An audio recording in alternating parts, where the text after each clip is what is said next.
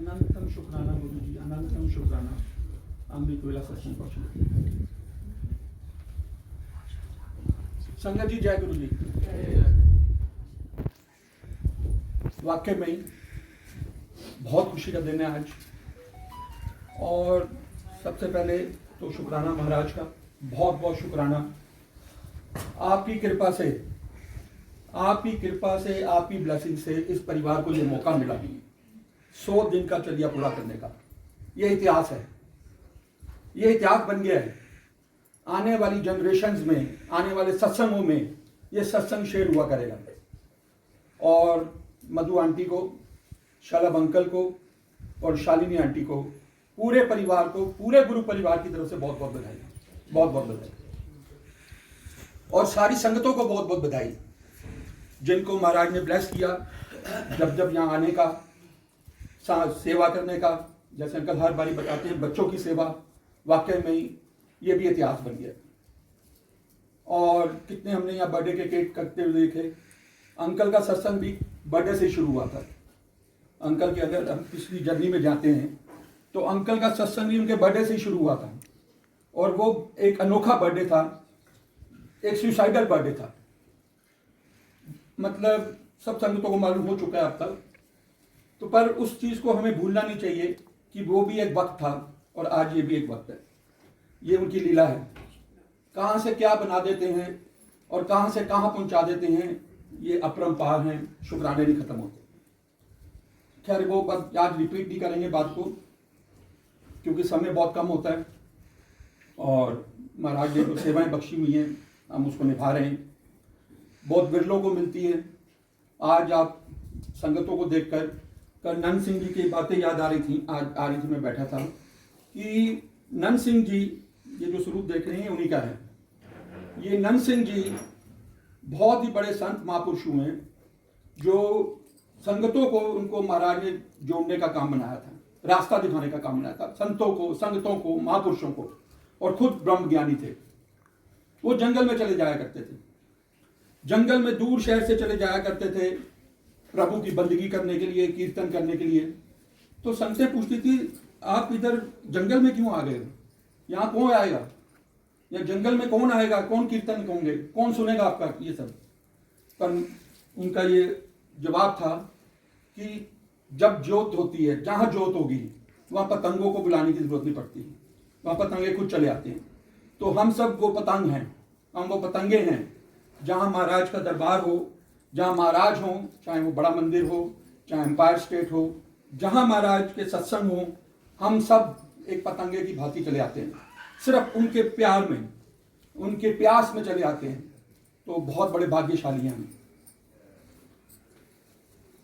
आज हमें एक छोटा सा, हमारा भी एक सेवा ग्रुप है और हमें एक सेवा मिली है। पिछले कई संगतों को मालूम है, पहले दिन ऑफ लॉकडाउन से सत्संग बख्शवाने की महाराज ने हमें सेवा दी थी। घर के अंदर ही थे हम, और वो भी एक इतिहास बन चुका है। आज तक वो सत्संग घर घर में हो रहे हैं। उनके वचन पूरे हो रहे हैं कि घर घर में सत्संग हुआ करेंगे, ऐसा समय आएगा। और वो हुआ, वो प्रूव्ड हो गया। बहाने बनने थे, जरिए बनने थे। और हमारा एक सेवा का छोटा सा महाराज ने बख्श दिया हमें। और all over world from the day of the first lockdown day of 25 मार्च ये सत्संग की सेवा महाराज करवा रहे हैं और होती चली आ रही है। उसी को कंटिन्यू करते हुए अभी रिंकू भाई साहब को हम सुन रहे हैं। बहुत इन दिनों में जब हमने ये सत्संग शुरू किया, उनकी व्याख्याएं आती हैं। पूरे वर्ल्ड वाइड वो अमृत वेला का एक समझ लीजिए प्रचार किस्म से कर रहे हैं। लोगों को जगा रहे हैं कि उठिए, उठिए, उठ जाइए, अब बहुत देर नहीं हुई है, जब जागो तभी सवेरा। गुरु महाराज अपने शब्दों में कहा करते थे कि जब जागो तभी अमृत वेला। पर उसको समझने की बात है, वो अवस्था हमारी कब आएगी हम इस चीज को समझ सकें। तो आज रिंकू भाई साहब ने 21 अक्टूबर से एक नया चलिया शुरू किया, जिसमें उनको एक हुक्म हुआ कि जपजी साहब के बारे में लोगों को बताना है। हमारे को भी सेवा महाराज ने, ये भी टेलीपैथी समझ लीजिए या क्या है, हुक्म होता है उनका। हमें भी एक सेवा का मौका मिला कि 22 अक्टूबर से हम ये सेवा निभा रहे हैं। हम अरदास करते हैं महाराज को रोज कि ये भी सेवा हमारी पूर्ण करना, क्योंकि ये भी उनका मैसेज है कि संगतों के अंदर जाकर जो कभी कोई सत्संग नहीं सुन पाती, जिनको जपजी साहब का नहीं पता, वो बताया जाए, उसके महानता को बताया जाए। आज हमारे लिए वो 11 दिन है और उस सेवा को हम निभा रहे हैं, ये निभा रहे हैं। तो समय बहुत कम है। जपजी साहब से ही पहले बात शुरू करेंगे। बहुत संगतें हम 11 दिन से ये सुन रही हैं, कुछ प्लेलिस्ट में सुन रही हैं, कुछ ये आज सत्संगों में सुन रहे हैं कि जपजी साहब गुरबानी की, गुरु ग्रंथ साहब की सबसे पहली बानी है। गुरु महाराज ने, गुरु नानक जी ने पहला शब्द जो उच्चारण किया था वो था एक। एक आगे बन गया एक ओंकार, जो हम मूल मंत्र करते हैं। तो एक शब्द की मानता को अभी हम 11 दिन में यही महाराज समझा रहे हैं रोज कि एक शब्द बहुत बड़ा है, एक शब्द बहुत बड़ा है। एक शब्द महाराज ने हमें समझाया है कि निरंकार एक है, निरंकार एक है, इसके रूप अनेक हैं, अनेकों रूप हैं, एक रूप नहीं है। आप किसी भी रूप में इनको मान लें, किसी भी रूप में आप मानते हैं अभी भी, पर शक्ति सारे सृष्टि की एक निरंकार है। ये सृष्टि से पहले भी एक निरंकार था, आज सृष्टि के समय भी है, और जब हम नहीं होंगे तब भी ये निरंकार रहेंगे। तो एक शब्द को हम समझ रहे हैं 11 दिन से। बहुत मुश्किल है समझना, हम इतने अभी अवस्था ही नहीं है हम इतनी जल्दी समझ पाए, पर समय लगेगा, प्रयास शुरू हो चुका है। एक का मतलब है कि कोई हिंदू, कोई मुस्लिम, कोई सिख, कोई ईसाई, यहाँ कोई भेदभाव नहीं है। ग्रंथ साहब के अंदर आप सब जानते हैं, बानियों में ये लिखा गया है कि सब एक है। ग्रंथ साहब में मुस्लिम्स का भी जिक्र है, कोई भी ऐसी आप भाषा ले लें उसका जिक्र है, कोई भी आपका प्रश्न हो उसके जवाब का इसमें ग्रंथ साहब में है। तो ये एक ऐसी बड़ा ग्रंथ महाराज हमें लिख के दे गए हैं जो कि हमारे लिए एक इतिहास है। पर आज तक हमने सिर्फ बानियाँ सुनी हैं, आज तक हम बानियाँ सुनते आए हैं। महाराज के टाइम में भी जब महाराज थे अपने साक्षात चोले रूप में, मुझे भी बड़ा सौभाग्य है क्योंकि ब्लेसिंग शेयर करने का मौका है, मैं इनकार की बात नहीं कर रहा हूँ, एक ब्लेसिंग शेयर करने का ये मौका है कि मुझे भी ये सौभाग्य प्राप्त हुआ है कि महाराज के साथ नंबरों में बताने की बात है। वैसे तो हम कब से जुड़े हैं, आप कब से जुड़े हैं हमें नहीं पता, पर मेरे भी लगभग 22 साल महाराज के साथ पूरे हुए हैं। और ब्लेसिंग है, शुक्राना है कि चोले रूप में इनको, इनके दर्शन किए, इन्होंने अपने दर्शन करवाए। तो उस जर्नी के साथ चलते चलते जो जपजी साहब की हम बात कर रहे हैं, एक ओंकार सतनाम, जो भी आप मूल को हम पढ़ रहे थे, जपजी साहब इस एक मूल मंत्र का अर्थ है। जो पूरी जपजी साहब है, जो पूरी जपजी साहब पाठ है, वो ये मूल मंत्र का अर्थ है और ये बीज मंत्र है, ये बीज मंत्र है। और इसी के आगे फिर ये आगे जो गुरु ग्रंथ साहब के जितनी भी रचना हुई, और गुरु ग्रंथ साहब के अंदर पूरे जपजी साहब का अर्थ है। तो ये तो जपजी साहब की व्याख्यान बताने की बात है। और पिछले दिनों में वैसे तो हमने बड़े बारी सत्संग सुने हैं इनकी ताकत को, जपजी साहब की महानता को, पर जपजी अभी हम 11 दिन में भी कितने ही हमने सत्संग सुने कि उम्र बदल गई, लंगर बढ़ गया। अभी आपने पीछे हमने पहला सत्संग सुना था, एक्ट्रेस मधुबाला का जीवन बदल गया। तो हमारे जीवन बदल रहे हैं, हम समझ पा रहे हैं कि जपजी साहब है क्या। तो बहुत शुक्राना है महाराज का। आज जपजी साहब के लिए इतना ही। आज मैं बैठा था, आज बहुत पर्सनल सत्संग, बहुत ही पर्सनल। अंकल ये मैंने कभी शेयर नहीं किया, पर जैसे अंकल ने कहा माँ, आज पता नहीं मेरे मन में भी माँ शब्द बहुत, पहली बार मैं सत्संग में बैठा था, मुझे आज अपनी माँ याद आ गई। और माँ याद आ गई, पहली बार सत्संग तो पहले बना हुआ है, पर आज मुझे शायद हुक्म हुआ है कि ये सत्संग संगतों को बताने के लिए, इसमें बानी की ताकत का भी जिक्र है, तो इसलिए मैं रिलेट कर रहा हूं इससे। माँ जैसी तो कोई चीज हो नहीं सकती, माता पिता जैसी कोई चीज नहीं हो सकती। गुरु महाराज ने भी सबसे पहले बहुत संतों को हम सबको ये बताया कि आप कुछ भी कर्म कर लें, बड़े से बड़े दान कर लें, बड़े बड़े से नाम ले लें, बड़ा सा जप कर लें, तप कर लें, पहाड़ों में चले जाएं, पर अगर आपने माता पिता की सेवा नहीं की तो सब व्यर्थ है। आज बच्चे भी सुन लें और बड़े भी सुन लें, आज भी ऐसे कई बच्चे बड़े भी हैं कि जिनको इसका पता ही नहीं है कि माता पिता की सेवा क्या चीज़ है। उनसे पूछिए जिनकी आज बड़ी छोटी उम्र में माँ नहीं है, उनसे पूछिए आज छोटी उम्र में जिनके बाप नहीं है। तो ये महाराज ने जिस माध्यम से, ये तो बहुत बानियों में भी आया है कि माता पिता सबसे पहले, और गुरु महाराज भी कहा करते थे, संगतें बैठी होती थी, आंटी को उठाते थे, फलानी आंटी उठ, कल माँ पे उनको रोटी नहीं दे के आई, जा पहले वो करके आ काम। महाराज निरंकार थे, जानते थे सब, संगत को वैसे उठा के बोलते थे। दूसरी बात, इस सेवा के साथ महाराज ने इसी के लाइन में आपको ऐड करता हूँ, एक चीज महाराज ने हमें सिखाई कि किरत किया करो, कर्म हमें करना बहुत जरूरी है। संगत को उठाते थे, अंकल अपनी दुकान छाट के हैं, जा पहले अपनी दुकान करके आ।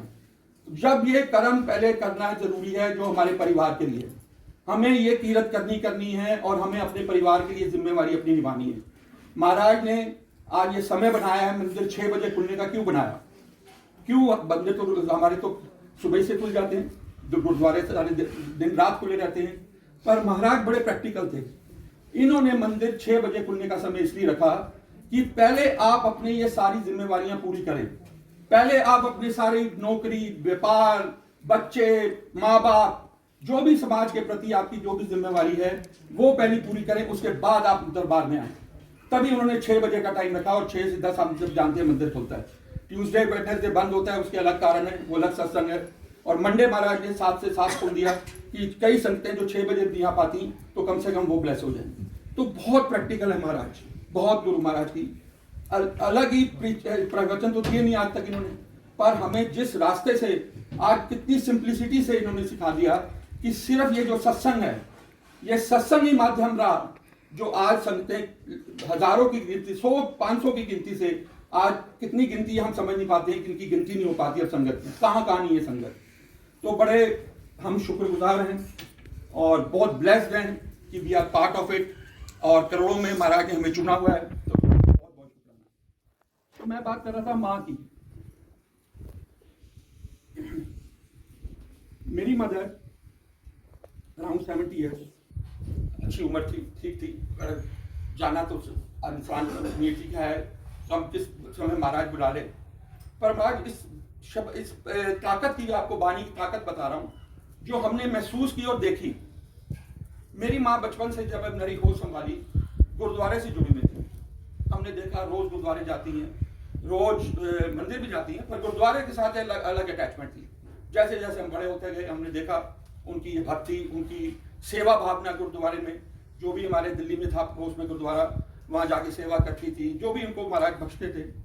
और एक चीज मेरी माँ से मैंने सीखी जो मैं आज सबको शेयर करना चाहता हूँ। आज परिवार की बात है तो ये गुरु परिवार को अब हमारा मैंने दिखाया कि गुरु परिवार एक चीज है जो असली परिवार है, पर मैंने अपनी माँ से सीखा कि जो भी अतिथि, जो भी आपकी घर में आता है अतिथि रूप में, उसकी सेवा करेगी।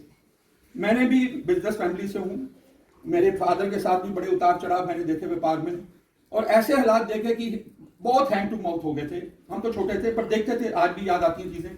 पर मेरी माँ के कितने ही हमारे घर में, क्योंकि बहुत लाडले थे मेरे फादर, सबसे छोटे थे 7 भाइयों में, तो बहुत ऐसे घर में आ जाते थे दूर दूर से, अलग अलग जगहों से कि मिलने आते हैं।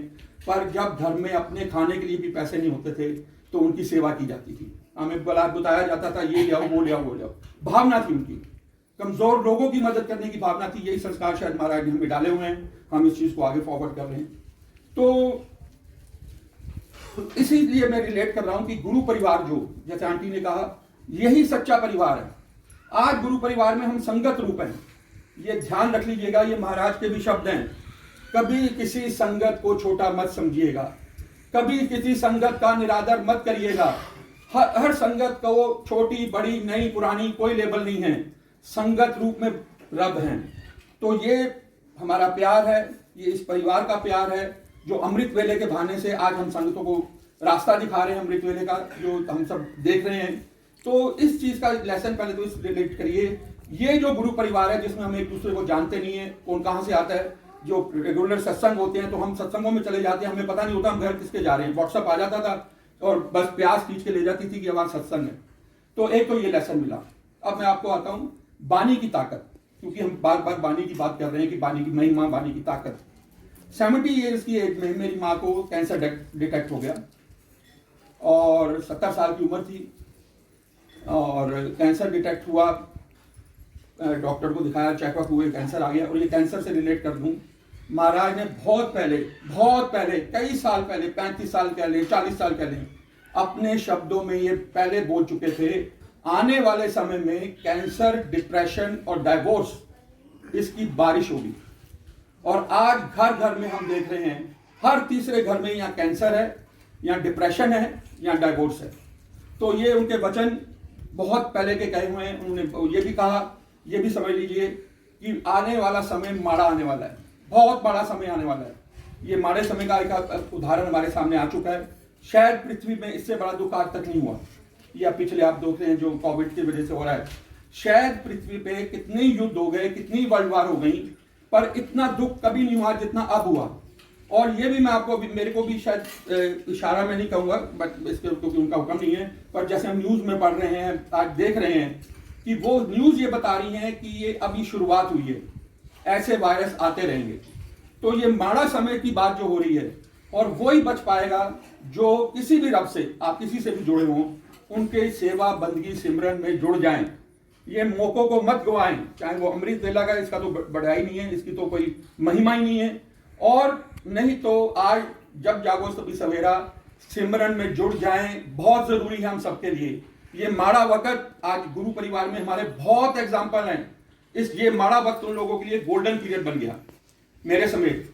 हमें शुक्राना होता है कि ये कोविड आया, एक तरफ से तो बड़े दुख की बात है, ये आना नहीं चाहिए, पर जब आ गया तो उसको उन्होंने गोल्डन पीरियड में गुरु परिवार की संगतों में बना दिया। आज गुरु परिवार की संगतें खड़ी होकर बोलती हैं कि this is the golden period of our life, Covid, जो कई बार की दुनिया के लोगों के लिए तो वाकई सबके लिए वैसे तो परेशानी की बात है, पर जब इनकी नजर साथ हो और हमारी इनके लिए बंदगी और विश्वास, भरोसा रहे, तो बड़े से बड़े दुख हमारे निकल जाते हैं। तो कैंसर डिटेक्ट हो गया और 70 ईयर्स की एज थी। डॉक्टर्स ने कहा कि जैसे हमें पता लगा कि केमियोपैथी होती है, केमियो होता है, ये होता है, तो फाइनल डिस्कशन ये हुआ कि कोई जरूरत नहीं है कराने की, क्योंकि इस उम्र में वो इनका ऐसी स्टेज पे है कि कोई सर्वाइवल के चांसेस नहीं है। ठीक है जी, अब तो भाग्यशाली थे, सेवा का मौका मिला ही हुआ था। अब आती है बानी की ताकत की बात। कोइंसिडेंटली हालात उनके दिन पर दिन बिगड़ते जा रहे थे, हमें नजर आता था। आज कैंसर पेशेंट के घरों में ऐसी चीजें हमने देखी हैं। और जब एक दिन ऐसा आ गया कि हमें लगा कि अब ज्यादा दिन नहीं जी पाएंगे, 2 दिन की मेहमान है, 3 दिन की मेहमान है, हफ्ते की मेहमान है, करते करते एक दिन ऐसा आ गया, सुबह हमें रियलाइज हुआ कि शायद आज आखिरी दिन है। और उस दिन कोइंसिडेंटली हमारे जो परिवार के, ये भी बड़ी बड़ी बख्शिश होती है, ये भी एक अलग सत्संग है। जिस आत्मा की मौत होती है, अगर उस आत्मा का परिवार उस टाइम उसके साथ होता है, ये बहुत बड़ी ब्लेसिंग होती है। हम बारी बारी देखते हैं कि बच्चे बाहर होते हैं, कई बार पहुंच नहीं पाते हैं और प्राणी त्याग जाते हैं, अपने विश्वास दे देते हैं। तो उस कोइंसिडेंटली उस दिन पे मेरी सिस्टर्स बाहर थी, वो आई हुई थी किसी बहाने से, उनको पता था तबीयत खराब है मदर की, तो सारा परिवार हम इकट्ठे थे। और लास्ट डे था, लग रहा था कि आज नहीं रहेंगी। एक मेरे और भाई बने हुए हैं। कई बार देखिए रिश्ते ना, जो हमारे जो एक तो ब्लड रिलेशन होते हैं, एक रिश्ते होते हैं जो हमारे किसी के साथ व्यवहार से या किसी के प्यार में भाई बहनों से भी ज्यादा बड़े बन जाते हैं, बहुत ज्यादा बन जाते हैं। तो एक मेरे ब्रदर राम जी नाम है उनका, गुड़गांव में रहते हैं, हम दिल्ली में थे। मैंने उनको फोन किया, मैंने कहा भैया मम्मी की तबीयत बहुत खराब है, हो सके तो आप आ जाओ, मतलब कुछ पता नहीं कब कुछ हो जाए। उन्होंने फोन सुन लिया, बंद कर दिया। हमने भी मैसेज देना था उनको। हमने देखा कि ठीक 1 घंटे के अंदर गुड़गांव से मेरे भैया, मेरे भाभी हमारे घर आ जाते हैं। और मदर तो मेरी लेटी हुई थी, आखिरी सांस ही चल रहे थे, आखिरी सांस चल रहे थे, हमें महसूस हो चुका था। अब देखिए बानी की ताकत और महाराज की कृपा की बात। अब आगे देखिए आप, सांस आखिरी चल रहे हैं, हम सारे परिवार लोग बैठे हैं, अरदास कर रहे हैं। और वो जो मेरे भैया हैं आए, उनके हमेशा साथ में सुखमनी साथ रखते थे बहुत। वो भी गुरु, वो सिंधी हैं, साधु वासवानी से जुड़े हुए हैं, मानते सबको हैं, सब में एक ही बात है, उसमें भी गुरु ग्रंथ साहब का ही जिक्र है। तो उन्होंने सुखमनी साहब का गुटका निकाला और बिना हमें बताए, बिना कुछ कहे, उनके पास बैठ के सिराने पर और सुखमनी साहब पढ़नी शुरू कर दी। सुखमनी साहब का पाठ शुरू कर दिया, वो पढ़ते जा रहे हैं, हम बैठे हैं, हम सारा परिवार देख रहे हैं। अब ताकत और बानी या करिश्मे की मैं बात बता दूं, ये नहीं हुआ कि मेरी माँ के प्राण बच गए या कैसा नहीं हुआ, पर कोई रिलेशन क्या हुआ, जो वो भी बहुत बड़ी ब्लेसिंग है। जैसे ही वो सुखमनी साहब पढ़ रहे थे और हम सब बैठे थे, जो सुखमनी साहब का जब लास्ट पेज आया और हमने सब ये प्रत्यक्ष अपने सामने देखा, जैसे ही उसने सुखमनी साहब को भैया ने फोल्ड, मेरी माँ के प्राण निकल गए। हमें महसूस हुआ कि वो आत्मा तड़प रही थी शायद इस सुखमनी साहब को सुनने के लिए, उनकी सांसें रुकी हुई थी शायद इसको सुनने के लिए, क्योंकि उनकी सेवा रही है इतने साल महाराज के साथ, गुरु नानक के साथ, किसी भी रब के साथ। तो वो पर हमें जब देखिए बहुत बड़े भाग्य हैं ये, क्योंकि मरते समय प्रभु का सिमरन होना ये बहुत बड़े कर्मों से मिलता है। हम अपनी यादें में बड़े सत्संग हैं, मरते समय लोगों को अपनी बीवी याद आती है, मरते समय लोगों को अपने मकान याद आते हैं महल बने हुए, अपने बिजनेस याद आते हैं, मेरा बिजनेस कौन संभालेगा, मेरा क्या होगा, मेरे बच्चों का क्या होगा, मेरी बीवी का क्या होगा। मरते समय हम सब लोग लगभग यही बातें सोच के जाते हैं, शरीर छोड़ते हैं। कोई भाग्यशाली विरले होते हैं जिनको ये सौभाग्य प्राप्त होता है कि किसी सत्संग के दौरान या किसी सिमरन के दौरान या वो आत्मा सिमरन कर रही हो। पर ये तो महाराज ने प्रत्यक्ष दिखा दिया कि उनकी इतने सालों की सेवा हमें नजर आई कि सुखमनी साहब का पन्ना जैसे ही फोल्ड हुआ और उनके प्राण निकल गए। और मैं अपना एक्सपीरियंस बता दूं, मेरे को तो पता नहीं आपने कभी किया नहीं, पर मैंने अपनी माँ के अंदर से जोत जाती हुई देखी, मैंने प्रत्यक्ष देखी। मैं फैक्ट बता रहा हूँ, दरबार में खड़ा हूँ, कोई गलत बात वाली बात नहीं है। हमने सुना था कि ऐसे कुछ होता है, पर मैंने कभी, मेरे सामने कभी हुआ भी नहीं। शायद आप लोगों ने भी देखा हो, कभी आपके घर में भी ऐसे सुख दुख आए हों, पर मैंने अपनी माँ के अंदर से एक जोत निकलती हुई देखी और ऊपर ऐसे जाती हुई देखी, एक जोत जा रही है। तो ये है वाणी की ताकत, ये है आपकी भावना की ताकत, ये है आपके सिमरन की ताकत। हाँ, ये कभी पीछे नहीं लगने देते, चाहे हमारा जीवन में रहें और चाहे हम जीवन छोड़ जाएं, सिर्फ ये नाम ही साथ जाता है, कुछ नहीं साथ जाने वाला। ये जो 2 घंटे आप बिता रहे हैं, ये आपके कर्म बैंक में नोट हो गए हैं, यही साथ जाएंगे।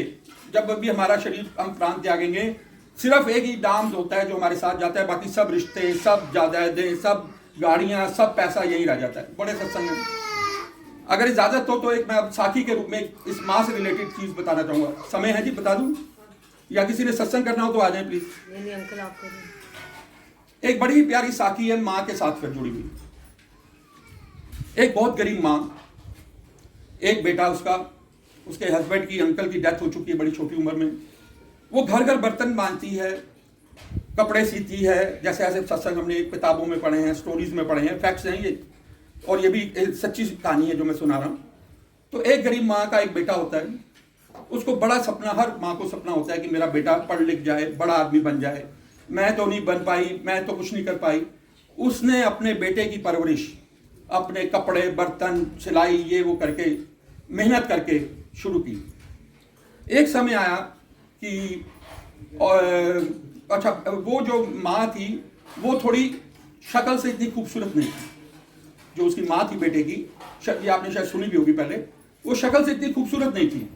उसकी एक आंख कानी थी उसकी माँ की, और जब एक आंख कानी हो जाए तो उस बंदे का रूप बदल जाता है। तो अब बेटा जैसे जैसे बड़ा हो रहा है और माँ तो अपनी लगन में लगी है, पूरी तन मन धन से लग गई है कि मैंने बेटे को पढ़ाना है और बड़ा इंसान बनाना है। तो वो बड़ा होता गया, तो उसको जब थोड़ी थोड़ी समझ आने लग गई, तो जब वो, जैसे हम पेरेंट टीचर मीटिंग में जाते हैं या कभी स्कूल में ऐसी बातें होती है तो माँ बाप को बुलाया जाता है, तो जब उसकी माँ पहुँचती थी तो वो घर आके डांटता था माँ को, माँ तुम मेरे स्कूल क्यों आ जाती हो, तुम्हें मैंने कितनी बारी मना की है, मत आया करो मेरे स्कूल में। बहुत को पता था कि मेरी माँ का रूप है, अलग ही नजर आएगी सब में, सबके पेरेंट्स आते हैं बड़े सुंदर सजे सवारी, ये पहले तो गरीबी है, उसके बाद एक आंख की कमी है। तो वो सुन लेती थी पर निभाती जा रही थी। करते करते बेटा बड़ा हो गया, माँ ने अपनी जो इस ईमानदारी की कमाई थी, ईमानदारी की कमाई पे बहुत सत्संग है। तो जब वो बेटा बड़ा हो गया तो पढ़ लिख के विदेश चला जाता है। बहुत घर घर की कहानी है, बहुत बच्चे विदेश चले जाते हैं। विदेश चला गया, माँ को बड़ी खुशी है कि चला गया, ठीक है। और माँ से वो, ये भी एक छोटी सी, बिल्कुल इतना याद आ रहा है बताने की कोशिश करता हूँ। माँ बहुत बारी कोशिश करती थी कि बेटे से बात हो जाए, बेटा मेरा कभी हाल पूछ ले, पर हमारे, मैं सबकी बात नहीं करूँगा, पर आज समाज में हम ये देख रहे हैं, हम तो प्रत्यक्ष इसलिए देख रहे हैं क्योंकि इस सेवा ग्रुप के माध्यम से हम जुड़े हैं। हमने एक वृद्ध आश्रम है जो आप सब जानते होंगे, रवि कागरा जी का, अर्थ फाउंडेशन। हमने वहाँ पर ऐसे ऐसे माँ बाप देखे हैं जिनकी 100 करोड़ की प्रॉपर्टी है उनके बच्चों की, उनके मतलब परिवार इतने संपन्न हैं, पर उन माँ बाप को बच्चों ने धक्का मार के बाहर निकाल दिया। जब प्रॉपर्टी नाम अपने हो गई तो उन्होंने माँ बाप को धक्का मार के, ऐसे ऐसे सत्संग हैं उनके, आप सुन जाएंगे तो जमीन फट जाती है। वहाँ हमें जब सेवा का मौका मिला, हम जब जाते हैं वहाँ पे महाराज ने हमें 6 बारी सेवा के लिए भेजा, पर हमारे आंसू रुकते नहीं हैं। जो भी जाता है रोए बिना आता नहीं है। वो माँ बाप वो हैं जिनको मतलब सके खून बच्चे ने, पेरेंट्स ने अपनी शादी के बाद या पहले अपना प्रॉपर्टी का लालच के बाद, साइन होने के बाद उनके साथ जो जो सलूक होते हैं, ये कभी फिर आप सुनिएगा या उसे आप देखिए यूट्यूब में जाके आपको पता लग जाएगा। तो खैर हमें ये सेवा का मौका मिला था, हमने देखा प्रत्यक्ष ऐसा सीन। तो वो बेटा चला गया बाहर और माँ बड़ी कोशिश करती रही कि मेरा बेटा मुझे मिल जाए, आ जाए, पर वो हम जाके भूल जाते हैं कौन माँ कौन बाप। मेरा तो काम हो गया, मैं तो बड़ा आदमी बन रहा हूँ, पैसे की कमी नहीं है, नौकरी मेरी अच्छी लग गई है। अब समय बीतता गया तो उस माँ को पता लगा कि मेरे बेटे ने शादी कर ली। वहाँ पर पता लग जाता होगा कहीं किसी से बात चलते चलते पहुँच गई। अब उससे रहा नहीं गया माँ से। उसने कहा कि अब तो मैं अपनी बहू को भी देखने जाऊंगी और इसी बहाने माँ से मिल लूंगी, पर विदेश है, खर्चा बहुत है। माँ ने इधर से पैसे मांगे, इधर से किया, जैसे तक जो भी जा उसका थी उसने इकट्ठी की और वो एयर टिकट लेके जो उसका एड्रेस मिला उसको वहाँ पहुँच जाती। अब सुनिएगा आगे, ये बड़ी ध्यान से सुनने वाली लाइनें। वहाँ पहुँचती है तो उसकी बहू, उसका बेटा तो नौकरी पे गया होता है, बहू दरवाज़ा खोलती है तो वो कहती है कि मैं उसके बेटे का नाम लेकर, मैं उसकी माँ हूँ। वो नीचे से ऊपर देखती है, मेरा बेटा तो इतना सुंदर और ये तो उससे मेल ही नहीं खा रही, इतनी क्रूप और इतनी गरीब, इतनी लाचार लग रही है, ये तो झूठ बोल रही है, ये तो कोई पैसे मांगने वाली आ गई है। उसने अपने बेटे को फ़ोन किया कि ना ऐसे कोई औरत आई है, तुमको कह रही है कि ये तुम्हारी माँ है और उसको तो भी थोड़ा भनक तो हो गई कि कहीं आ ना गई वो माँ। और उसने कहा अच्छा क्या है, उसकी शक्ल बता। उसकी एक आंख नहीं है, बड़ी ऐसी है, ये है। उसको समझ आ गया मेरी माँ आ गई। परेशान हो गया दफ्तर में कि मेरी माँ कहाँ से टपक पड़ी यहाँ पर। वो उसने कहा कि ऐसा करो, इसको ना बस हाथ जोड़ दो और को भैया यहाँ कोई वो नहीं रहता और इसको भेज दो यहाँ से बाहर, ये मेरी माँ नहीं है। बेटा कहता है सका। खैर जी, वो माँ बड़ा तरले करती है, पर बेटे की बहू क्योंकि ऊपर से उसके बेटे का ही हुक्म आ चुका है कि इसकी मेरी माँ को धक्के मार दो या ज़्यादा जिद करे तो भाग मार देना। वो रोती तड़पती वापस आ जाती है अपने देश। कुछ समय बाद उसके प्राण निकल जाते हैं, उस माँ के प्राण निकल जाते हैं। और प्राण निकल जाते हैं तो एक लास्ट मैसेज तो जाता ही है हर बच्चों को जब ऐसे किसी स्थिति में होते हैं कि भैया आ जाओ। अब पड़ोसियों को पता था कि जो कितना तड़पती है अपने बेटे के लिए। पड़ोसियों ने फ़ोन किया, बेटे एक बारी आ जाओ उसकी आत्मा के लिए अंतिम संस्कार पे। और वो बहुत तुम्हें मरते मरते भी बहुत याद कर रही थी कि एक बारी मेरा बेटा मुझसे मिल जाता, पर ऐसा हुआ नहीं, वो आया नहीं। पर जब ऐसे अंतिम संस्कार का उसने कहा कि अब फॉर्मेलिटी है, रिश्तेदार भी क्या कहेंगे, मैं नहीं आ रहा हूँ, दुनिया दिखावी के लिए वो आ जाता है देश माँ के क्रियाक्रम के लिए और सब कुछ। उसके बाद एक पड़ोसी एक चिट्ठी पकड़ाते हैं उसके बेटे को कि ये तुम्हारी माँ ने तुम्हारे लिए छोड़ी है। चिट्ठी खोली उसने। अब ध्यान से सुनिएगा सब, प्लीज ध्यान कर लीजिएगा इस बात को। उसका बेटा चिट्ठी खोल के पढ़ता है, वो बेटे को आशीर्वाद देती हुई लिखती है, हे बेटा कि मैं बहुत तड़प रही थी, तू एक बार मिल जाता तो बड़ा अच्छा होता, और ये जो भी मेरी छोटी मोटी जायदाद है, पूंजी है, ये मैं तेरे नाम करके जा रही हूँ, वो तो बड़ी बात नहीं थी, पर आज मैं तेरे से एक खास बात, क्योंकि मैं चली गई हूँ इस दुनिया से, शेयर करना चाहती हूँ। चिट्ठी के माध्यम से उन्होंने लिखा। उसमें लिखा था कि बेटा जब तू बहुत छोटा था ना, तो एक बारी बहुत ज़्यादा बीमार हो गया था और उस बीमारी में तेरी एक आंख के ऊपर साइड इफेक्ट हो गया था उस बीमारी से, और डॉक्टरों ने कहा था कि इसका कोई इलाज नहीं है, ये सारी उम्र एक आंख से देख पाएगा, इसका कोई इलाज नहीं है। तो उसने, औरत ने, क्योंकि गरीब थी, उसने कहा कोई पैसे की बात करी, पैसा भी काम नहीं करेगा, सिर्फ कोई अगर इसको आंख डोनेट कर दे तो शायद इसको वो रोशनी दोबारा मिल जाए। तो वो माँ लिखती है कि बेटा जब तू बीमार था, छोटी उम्र में तू ऐसा बीमार हो गया और तेरी एक आंख की रोशनी चली गई थी, मैंने अपनी एक आंख तेरे को दी थी। और उसने अपने रूप की उस टाइम परवाह नहीं की, उसने सिर्फ बेटे को दो आंखों से देख ले, मेरा बेटा पढ़ जाए बढ़ जाए। और उसने ये लिखा कि मैंने अपनी अवस्था में, तभी मेरा रूप इतना कुरूप है तब से, पर मैंने तेरे को आज तक जताया नहीं, मैंने तेरे को आज तक बताया नहीं। तो ये है माँ, और ये है मतलब हर माता पिता का यही होता है कि अपने बच्चों की हम तन मन धन देते हैं। पर आज समाज इतना बदल रहा है, सबके लिए लेसन होना चाहिए कि हम चाहे जिस भी हाल में हों, हर गुरु ये बताता है माता पिता की सेवा बहुत जरूरी है। उनके आशीर्वाद के बिना कोई तरक्की नहीं कर सकता। आपको टेम्परेरी फेज होगा वो, अगर आप अपनी माँ बाप को दुखी करके जाएंगे, कोई भी कर्म करेंगे दिखावे के लिए करेंगे या जो भी भावना से करेंगे, वो सकारात्मक नहीं होने वाली। आज पेरेंट्स को मैं बहुत बड़ी जर्नी में ना, बहुत आज बूढ़े माँ बाप क्या चाहते हैं हमसे, रोटी तो आप उनको खिला रहे हो, कहीं तो रोटी भी खिलाते हैं ना, बड़ा कहते हैं हम बड़ा पुण्य कर रहे हैं, माँ बाप को रखा हुआ है रोटी खिलाते हैं, पर उनको ये रोटी तो दे रहे हो आप, बड़ा शुक्र है, पर वो आपसे 10 मिनट 15 मिनट अपने साथ बैठने का समय मांगते हो कि बेटा मेरे साथ बैठ जा 10 मिनट, आधा घंटा मेरे साथ बैठ जा, पर हमारे पास समय नहीं है, हम तो इतने व्यस्त हैं, हम तो अपने व्यापार में, नौकरी में, हम घूमने चले जाएंगे, माँ को अकेला छोड़ जाते हैं, हम जो सारे काम कर लेंगे, मूवी देख लेंगे, पर उनके पास टाइम नहीं है कि अपने माँ बाप के पास बैठ जाए। ये है हर एक माँ बाप के दिल की अवस्था। तो ये सत्संग जो होते हैं, ये एक लेसन होता है। ये महाराज ने सत्संग ऐसे नहीं खड़े किए कि आप खड़े हो जाओ सत्संग करो, उस टाइप की बात है, अपनी ब्लेसिंग शेयर करने की बात होती है, और कहीं ना कहीं कोई मैसेज होता है एक समाज में देने का कि हम सब के लिए क्या जरूरत है, हम सब के लिए अमृत वेला कितना जरूरी है, सत्संग कितने जरूरी है, सेवा कितनी जरूरी है, दान कितना जरूरी है, कमजोर लोगों की मदद कितनी जरूरी है। तो हर सत्संग हमें कुछ ना कुछ लेसन देता है, ब्लेसिंग्स का, उनकी कृपा का, और हमें शायद दिखाने का। तो वही बात है, जब जागो तभी अमृत वेला। बहुत बहुत शुक्रिया।